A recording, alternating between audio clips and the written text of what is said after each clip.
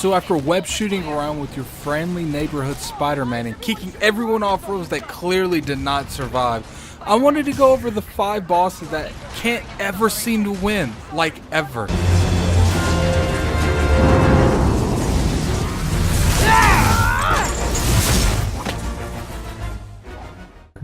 So my number 5 is Electro and Vulture. I know I probably mispronounced that, sue me. This fight starts out with Electro shooting the same lightning bolt at you over and over again, and he's hoping that he can actually hit you with this. Because the only way you can defeat Spider-Man is to never adapt to anything like ever. So after you hit him a few times, guess who shows up and tries to help his repetitive friend? You guessed it, Vulture. Now guess what Vulture does? He hits you with the same attack over and over again. Shocker, I know. On occasion he'll try to use his suit to ram you, but thankfully the game is not about that life. And the game actually slows down, giving you plenty of opportunity. The funniest thing about this fight is you can actually grab Vulture's attack and shoot it right back to Electro. And it's like they're trying to take each other out, but you know, these days you can't trust anyone, I suppose.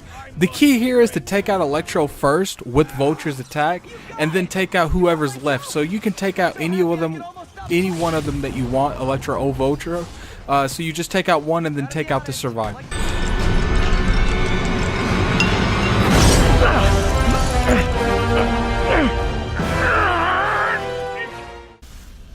So my 4th boss is actually the second boss in the fight. His name is Chakra. He has a bear that you have to take down before he can be damaged. But don't worry, he's kind enough to knock down the debris for you so you can just swing away at him.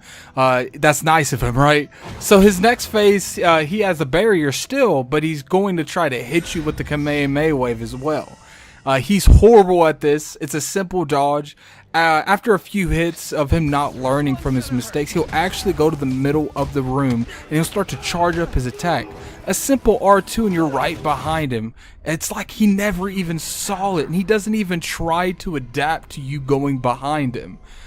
He can't hit you, shocker. I know it's like, you know, the game is telling Spider-Man where to go, but after he will get injured, after you do that phase, he'll end up getting injured where he can't move. So he's in the middle of the room with his shocking injuries. He'll actually just sit there and he'll shoot his Kamehameha wave over and over again.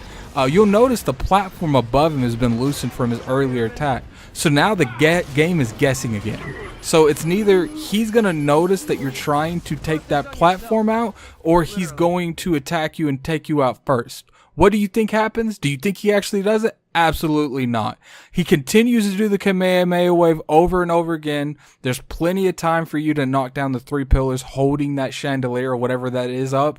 And then after that comes out, it just falls on him and the boss fight's over.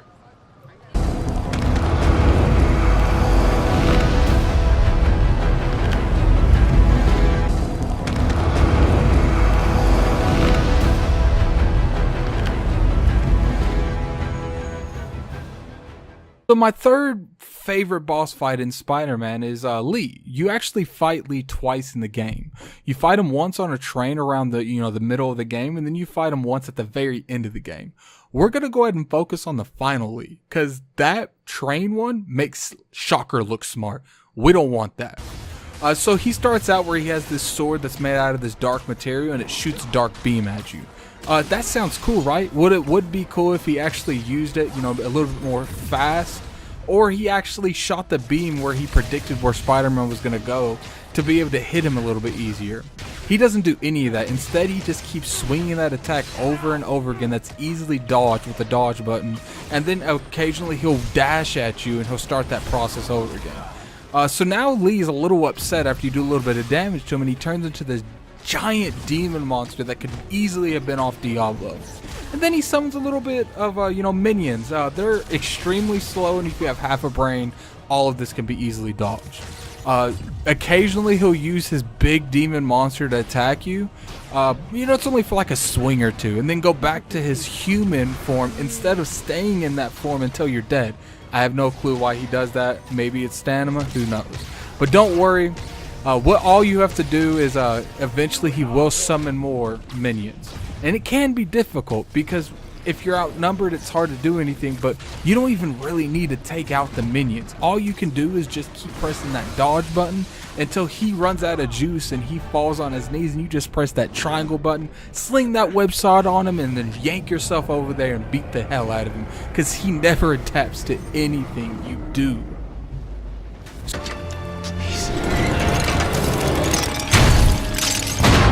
You're fighting the wrong man. But have it your way.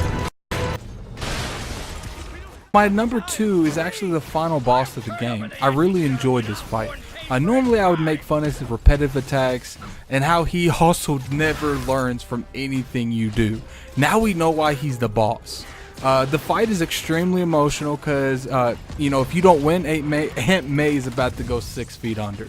You know, but Doc Ock will throw some stuff at you. That's how he starts out the fight. He'll actually, you know, try to stomp on you and attack you there. But, you know, those stomp attacks are a little bit hard to dodge sometimes. But for the most part, as long as you stay away from him and you shoot webs at him, you eventually shoot enough webs at him where he won't be able to move. After you put him on your knees a few times, because what you do is, you know, you triangle into him and you slam your knee straight into his chest. What he'll do is there will be this giant platform in the middle. He'll go onto it and he'll just completely light up the bottom with electricity. Now, the moment he starts his attack, you need to be airborne and you need to be slingshotting around this thing, because if you're on the ground at all, you're going to take damage. Then he'll start throwing a bunch of stuff at you. But the problem is you only have to press R1 and L2 at the same time and throw it back at him. And there you go. There's the whole fight. Is it? Not really. Because after that, he'll actually throw you onto the side of the building. You both will be on the side of the building, and you actually, you know, pretty much do like a, you know, a circle X thing where you're not really moving, you're not mobile, but you're attacking him on the side of this building, and it's really cool. It's actually my favorite part, probably in the whole game, because it made you feel like you're Spider-Man. It was like it's neither him or it's me. But in general, it's not that hard. Just press that dodge button when prompted, and you get up close to him and show him what's up. Show him why Spider-Man is the GOAT.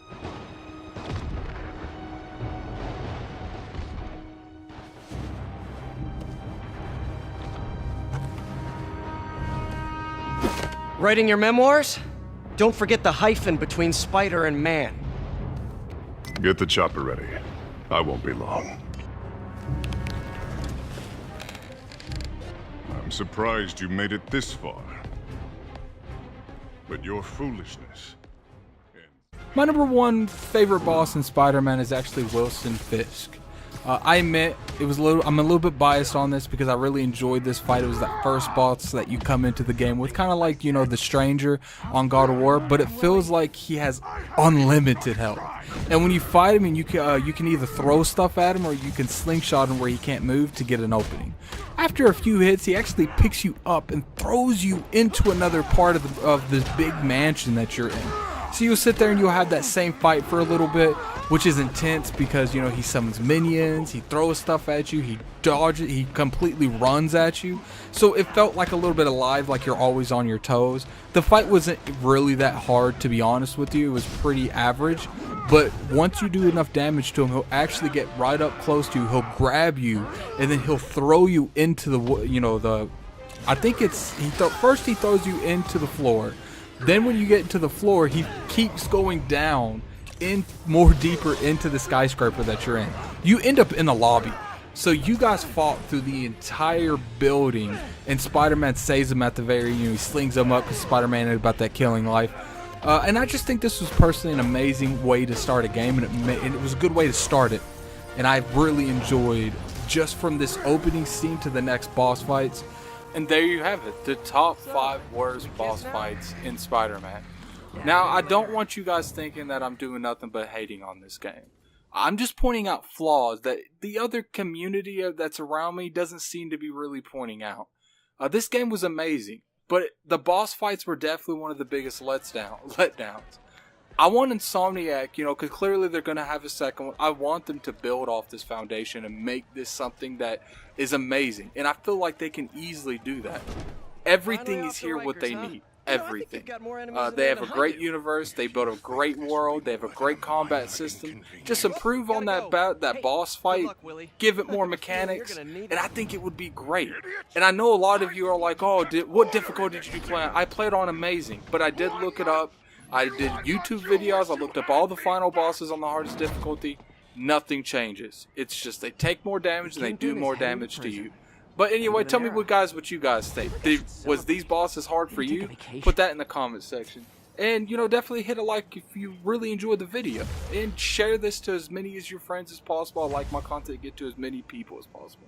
Until next time, I'm out.